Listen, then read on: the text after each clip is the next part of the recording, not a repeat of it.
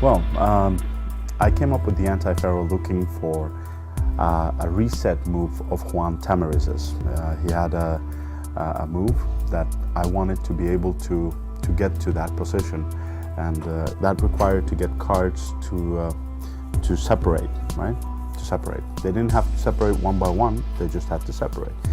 And I thought long and hard, and I finally thought that this action would do that. And I wasn't looking for a perfect one.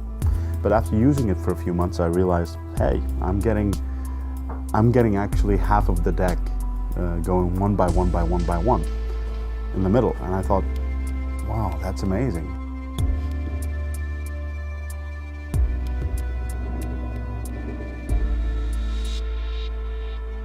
It's difficult, but I do have some pointers that will make it a little bit easier and speed up the learning process by a few years.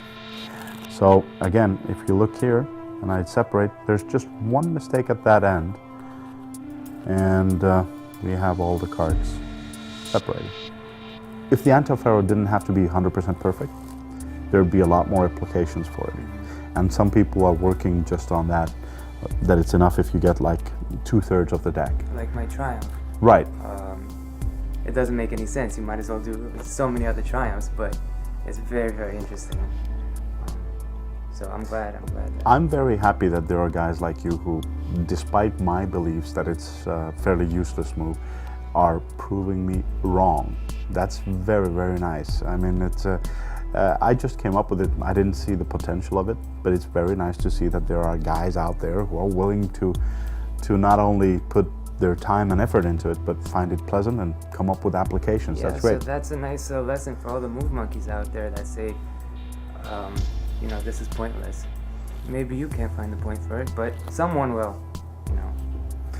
That's a very good point. I decided to actually come up with some tricks that didn't require you to do a perfect anti-Faro, but use the anti-Faro almost as a part of the effect.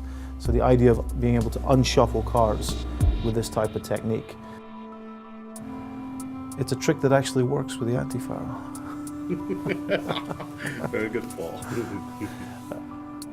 Anyone who ever does this are bound to get mistakes. Even if you found the most perfect deck, you're bound to make a mistake or two. And they're acceptable. They're okay. If you know how you're going to correct them. For instance, compared to the Faro shuffle, if you make a mistake, you're going to have to take the cards back out and shuffle again. But in the anti-Faro, you can actually have the mistakes and then do the corrections. At the same time doing this and the other.